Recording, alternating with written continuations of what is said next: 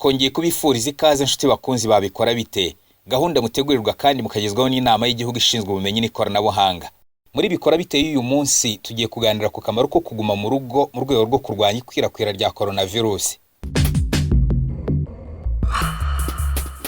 Inshuti bakunzi babikora bite, buri munsi dukangurirwa gushyira mu bikorwa ingamba tugezwaho na Minisiteri y'Ubuzima ndetse n'izindi nzego zibishinzwe ngo twirinde icyorezo cya coronavirus cyugarije isi kitaretse n'u Rwanda.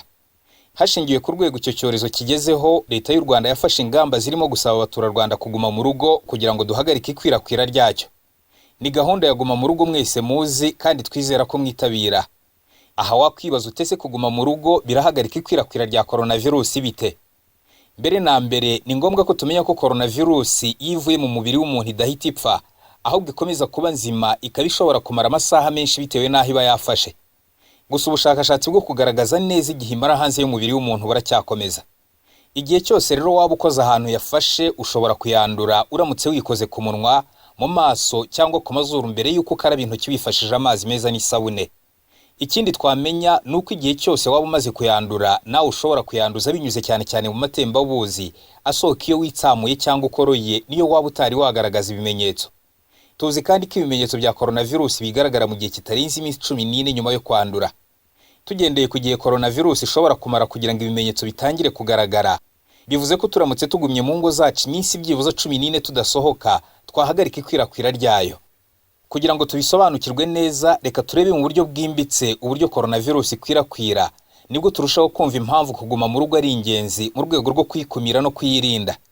Ibi tugiye kubisobanura twifashishije ingero z'abantu turi butize amazina ajyanye n'icyiciro tubashyiramo. Mu ikwirakwizwa rya coronavirus habamo ibyiciro by'abantu bine bitandukanye. Icyiciro cya mbere twita A ni icy'abantu bahagarariwe n'umuntu tubatiza akazina ka nyirabayazana. Uyu niwe waje yaranduye coronavirus. Uyu biroroshye kumumenya kuko bizwi ko yaturutse hanze mu bihugu byanduye, kandi we yaje no kugaragaza ibimenyetso atangira gukurikiranwa kwa muganga.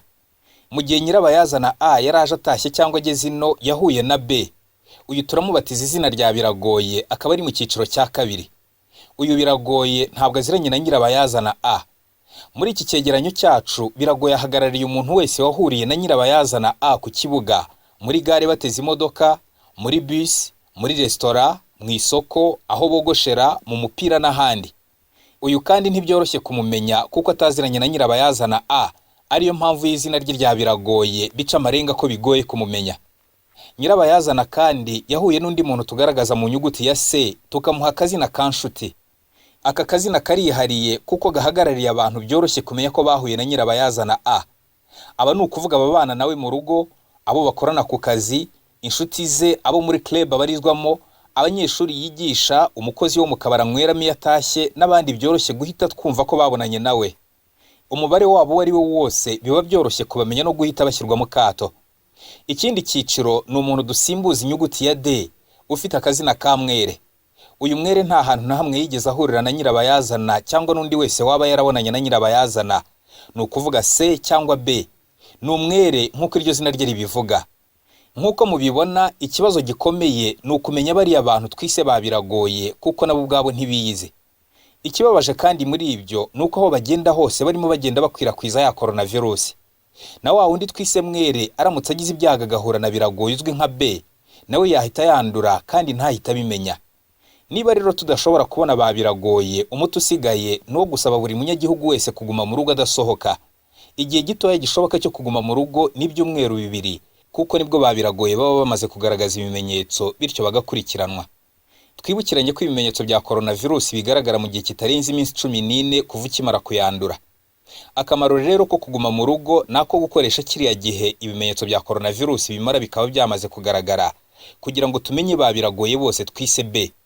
Mu magambo make, nyirabayazana A ari kwa muganga, nshuti twise C yashyizwe mu kato aho acungirwa hafi, naho Biragoye B na Mwere D bari mu ngo zabo ntibasohoka. Nyuma rero y'iminsi 14 ba Biragoye ari bo B bose bazaba bamaze kugaragaza ibimenyetso nabo bajyanwe kwa muganga bitabweho. Igihe ba Biragoye ari bo B bose bazaba bamaze kugaragara no kujyanwa kwa muganga, nta yindi coronavirus izaba ikihisha hatazwi, bityo tuzaba twahagaritse ikwirakwizwa ryayo. Kuguma mu rugo wabigereranya no gufata imyambi y'ikibiriti igenda ihererekanya umuriro. Iyo havuyemo umwe, umuriro uhagarariraho wa mwambi wavuyemo waruri, bityo umuriro ukaba urahagaze. Inshuti bakunzi babikora bite, mwiyumviye neza ko kuguma mu rugo tudasohoka bidufitiye twese akamaro mu gukumira ikwirakwizwa ry'agakoko ka coronavirus. Turabakangurira rero mwese kubyubahiriza, bityo turwanye ikwirakwizwa ry'icyorezo cya coronavirus kitwugarije. Mu gusoza iyi gahunda yabikora bite, tubifurije ubuzima buzira coronavirus, tunabakangurira gukurikiza amabwiriza muhabwa na Minisiteri y'Ubuzima kandi tubararikira gukurikira gahunda yacu y'ubutaha. Guma mu rugo.